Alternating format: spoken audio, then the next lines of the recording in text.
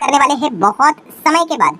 किस चीज के बारे में? आईपीओ के बारे में। यस, काफी समय के बाद हम यहाँ पे कह सकते हैं एक डिटेल वीडियो आईपीओ के ऊपर हम लोग को आते हुए देखने को यहाँ पे मिल रहा है। So one of the most awaited IPO सामने आते हुए देखने को यहाँ पे मिल चुका है। यस, ऑफिशियली सामने आते हुए देखने को मिल चुका है। सो कौन से आईपीओ की हम बात करें दोस्तों, तो एनटीपीसी ये जो कंपनी है उसकी जो सब्सिडरी है, होल्ली ओनेड सब्सिडरी एनटीपीसी ग्रीन। सो इसके आईपीओ का हर कोई इंतजार यहाँ पे कर ही रहा था। ठीक है, डीआरएच पे फाइल हुआ था, तो डीआरएच पे फाइल हुआ मतलब आईपीओ तो आता है नहीं। फिर उसके बाद सेबी सारी चीजें चेक करती है एंड उसके बाद जैसे आरएच पे फाइल हो जाता है, सारी चीजें क्लियर हो जाती है। फिर प्राइस कितना है, शेयर होल्डिंग कोटा है या नहीं है, ठीक है, अगर है तो उसका डेट क्या है, ये सारा डेटा निकल कर यहाँ पे आ जाता है। सो फिलहाल हम कह सकते हैं लाल लाल बाजार में एनटीपीसी ग्रीन का आईपीओ हम लोग को आते हुए देखने को यहाँ पे मिल रहा है। सो ये जो आईपीओ के नाम है तो ग्रीन जरूर नजर आ रहा है। सो आईपीओ कैसा रहेगा, इसका परफॉर्मेंस क्या हो सकता है, इससे रिलेटेड सारी चीजें हम लोग जानने की कोशिश यहाँ पे जरूर करेंगे। तो चलिए स्टार्ट कर लेते हैं सबसे पहले फॉर्मेलिटी के साथ कि अबाउट द कंपनी, मतलब कंपनी करती क्या है। थोड़ा बहुत तो नॉलेज यहाँ पे होना ही चाहिए बिजनेस लेवल का। ठीक है, वैसे तो नाम से ही पता चल जाता है, बट फिर भी सबसे पहले तो आप देख सकते हैं कंपनी बनी कब, अभी अभी पैदा हुए अप्रैल 2022। ठीक है, तो ज्यादा डेटा अवेलेबल तो वैसे नहीं रहेगा, बट फिर भी जो अवेलेबल है उसी को चला लेते हैं काम। तो NTPC Green Energy Limited is a wholly owned subsidiary of NTPC Limited. अब ये होल्ली ओनेड क्या होता है, इसके ऊपर मैंने आप लोगों को एक पॉइंट बता के रखा हुआ है। होल्ली ओनेड मतलब यस, पूरे के पूरे 100% का शेयर है वो एनटीपीसी के पास हम लोग को देखने को मिल जाते हैं। ठीक है, उसी को होल्ली ओनेड बोला जाता है। अगर वो 1% भी निकाला जाएगा उसमें से तो हम क्या बोलेंगे कि वो इसकी सब्सिडरी बनेगी करके, होल्ली ओनेड नहीं करके। ठीक है, छोटा छोटा नॉलेज हम लोग बीच बीच में कवर करते रहते हैं। ठीक है, चलो आगे बढ़ लेते हैं दोस्तों, कंपनी के बारे में ही जानने की कोशिश कर लेते हैं। So NTPC green renewable energy segment में काम करते हैं, पूरा फोकस इसी के ऊपर हम लोग को काम करते हुए देखने को यहाँ पे मिल रहा है। ऑर्गेनिक वे की बात करें, इनऑर्गेनिक रूट की बात करें, तो जितने भी प्रोजेक्ट्स है रिन्यूएबल एनर्जी से रिलेटेड उसमें वो कंपनी अपना योगदान देते हुए देखने को मिल रही है। 31 अगस्त 2024 के डेटा के हिसाब से ऑपरेशनल कैपेसिटी अभी तक कंपनी का कितना हो चुका है। सोलर प्रोजेक्ट की बात करें तो 3071 मेगावाट का हम लोगों को फिलहाल तो एक कैपेसिटी देखने को यहाँ पे मिल रहा है। वाइंड प्रोजेक्ट की बात करें जो कि 6 स्टेट्स में देखने को मिल जाती है, उसकी जो कैपेसिटी है फिलहाल तो 100 मेगावाट की हम लोग को देखने को मिल रही है। नो डाउट अभी ही कंपनी स्टार्ट हुई है, सो उस हिसाब से डेटा तो काफी नॉर्मल ही देखने को मिल रहा है। भविष्य में और बड़ा बनने का ये कोशिश यहाँ पे जरूर करेंगे। देन वापस ओवरऑल ऑपरेशन का ही डेटा उन्होंने सामने रखा हुआ है, क्या क्या प्रोजेक्ट्स इनको मिले हैं इतने छोटे समय में। देन अगर हम लोग यहाँ पे बात करें तो आप देख सकते हैं टोटल 30 जून के हिसाब से data the company had 15 of takers across the 37 solar project and 9 projects हम लोग को देखने को यहाँ पे मिल रहे हैं जो कि विंड से रिलेटेड है। एंड उसी के साथ साथ अगर हम लोग यहाँ पे बात करें तो आप टोटल यहाँ पे चेक कर सकते हैं, मतलब कंपनी की कॉम्पिटिटिव स्ट्रेंथ क्या है। तो स्ट्रेंथ में तो सबसे बड़ा नाम है वही कि एनटीपीसी लिमिटेड की ही ये कंपनी, तो बहुत बड़ा गुडविल है, बहुत बड़ा नाम देखने को यहाँ पे मिल जाता है। एंड उसी के साथ साथ रिन्यूएबल एनर्जी में इनको तो एक्सपीरियंस टीम है ऐसा यहाँ पे बोला है। ठीक है, ये तो सारी चीज़ें चलती रहती है। एम्प्लॉयज़ कितने हैं? 234 एम्प्लॉयज़ है अकॉर्डिंग टू द डेटा 30 जून के हिसाब से 2024। एंड ओवरऑल अगर हम लोग कॉन्ट्रैक्ट लेबरर्स की बात करें जो कि 45 के आसपास हम लोग को देखने को मिल रहा है। दैट्स इट, इतना ही डेटा अवेलेबल। इससे ये पता चल गया हाँ भाई ग्रीन एनर्जी रिन्यूएबल एनर्जी इस स्पेस में कंपनी काम करती है, सोलर में काम करती है, विंड में काम करती है। भविष्य में अपनी कैपेसिटी बढ़ाने के ऊपर ये फोकस यहाँ पे करेंगे। देन अगर हम लोग बात करेंगे कंपनी का अभी तक का फाइनेंशियल परफॉर्मेंस कैसे रहा है, तो ये पूरा 12 मंथ का डेटा, ये भी 12 मंथ का डेटा, ये 12 मंथ का डेटा नहीं है, ये सिर्फ आप देख सकते हैं अप्रैल मई जून जुलाई अगस्त सितंबर, ये 6 महीने का डेटा है। सो डायरेक्टली कंपेयर करने मत जाना वरना आप लोगों को मिसमैचिंग देखने को मिल जाएगा। असेट देख सकते हो 18, 27, 32 हज़ार करोड़ के असेट है। ठीक है, रेवेन्यू 170, 2000, ऑब्वियसली 6 महीने का डेटा है, 6 महीने के हिसाब से 1100 है, तो अच्छी बात है। इसको डबल करके देखोगे अप्रॉक्सीमेटली तो शायद से 2200 आ जाएगा रफली। अगर बात करें तो पैट की बात करें तो 170 था, 344, 175, बट ये 6 महीने का डेटा है। पैट बोले तो प्रॉफिट आफ्टर टैक्स। ठीक है, नेटवर्थ भी आप देख सकते हो।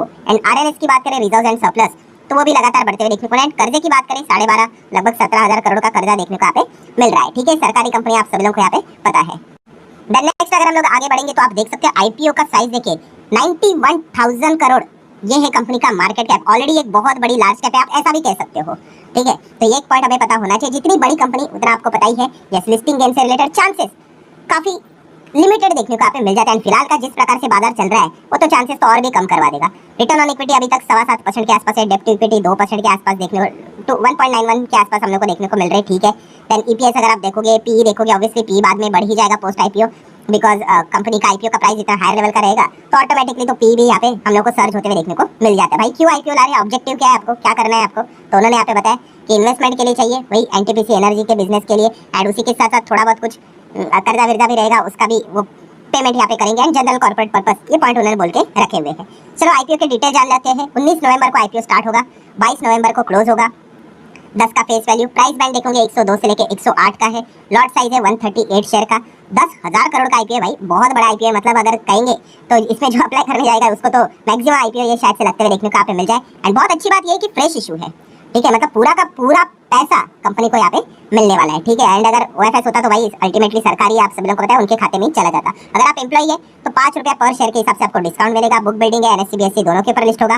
रिजर्वेशन की बात करें तो एज यूजुअल क्यूआईबी के लिए 75 है, रिटेल के लिए 10 है, नॉन इंस्टीट्यूशनल इन्वेस्टर जिसमें एचएनए आते हैं 15% का रिजर्वेशन है। अभी तो ये बात तो हमें पता चल गई होगी। सो 19 को ओपन होगा, 22 तारीख को क्लोज होगा, अलॉटमेंट 25 तारीख को होगा, जिसको नहीं मिला 26 को रिफंड होगा, ठीक है, जिसको मिला उसको 26 को शेयर्स क्रेडिट हो जाएंगे। एंड 27 तारीख ये फिलहाल तो लिस्टिंग डेट बताई जा रही है, कभी ऊपर नीचे होते रहते हैं। देन अगर हम लोग लॉट साइज की बात करें, अभी तो ये बच्चे को पता है भाई कि 15,000 का एक मिनिमम लॉट होता है, ठीक है। रिटेल कैटेगरी में 2 लाख के नीचे रहेंगे तो भी आप रिटेल में ही रहोगे।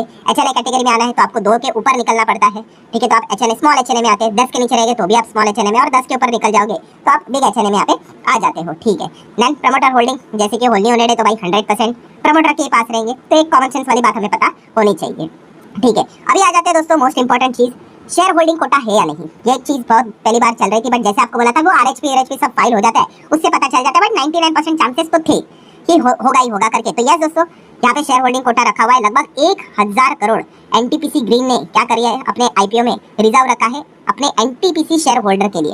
मतलब जिनके पास एनटीपीसी के शेयर्स होंगे वो यहाँ पे 2 बार अप्लाई यहाँ पे कर पाएंगे, ठीक है। मतलब एक नॉर्मली आप रिटेल कैटेगरी, एचएनए कैटेगरी के हिसाब से कर सकते हैं, एक आप शेयर होल्डिंग कोटा में भी कर सकते हो, जैसे कि टाटा टेक के वक्त आपने किया होगा, बजाज हाउसिंग के वक्त आप लोगों ने यहाँ पे किया होगा, ठीक है। सिमिलर वे वही एक प्रोसेस होता है, ठीक है। हाँ, आपको यहाँ पे कोई भी डिस्काउंट नहीं मिलेगा, वो डिस्काउंट का क्राइटेरिया सिर्फ एम्प्लॉय के लिए, फाइन।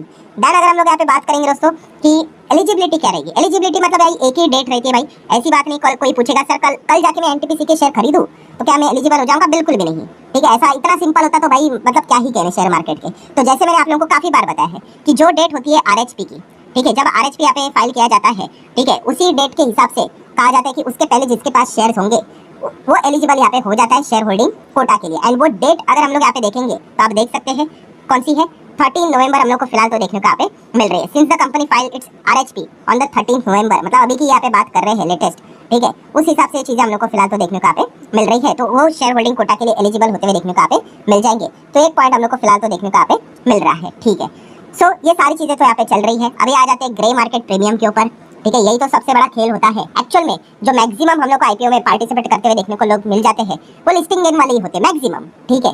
लॉन्ग टर्म वालों की कहानी अलग होती है, शॉर्ट टर्म लिस्टिंग गेन वालों का पूरा फोकस जेएमपी के ऊपर होता है। एंड जेएमपी काफी डिसअपॉइंटेड है। 108 का प्राइस अगर हम लोग पकड़ ले टॉप लेवल का, केवल 3 रुपए का जेएमपी चल रहा है। इसको मैं परसेंटेज के हिसाब से आपके सामने रख दूं, विच इज 2.78% आज के दिन के हिसाब से।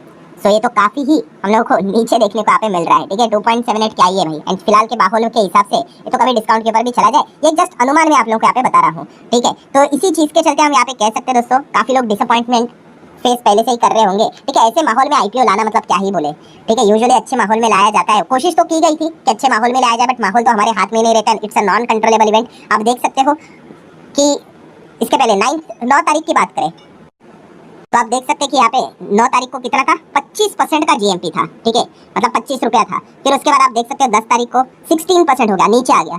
फिर और नीचे हो गया, कितना, 9% हो गया। फिर और नीचे हो गया, 9% हो गया।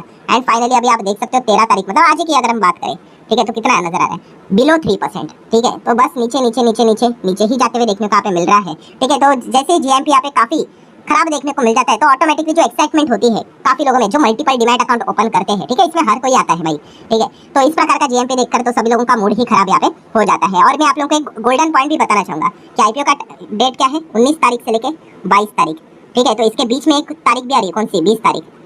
तो 20 तारीख का इंपॉर्टेंस क्या आपको बताइए, जो सेबी के नए नियम है एफएनओ से रिलेटेड वो लागू होना स्टार्ट हो जाएंगे, ठीक है। उसका फर्स्ट फेज 20 नवंबर है, उसके बाद कुछ जनवरी में लगेंगे, कुछ बाद फिर मार्च में लगेंगे।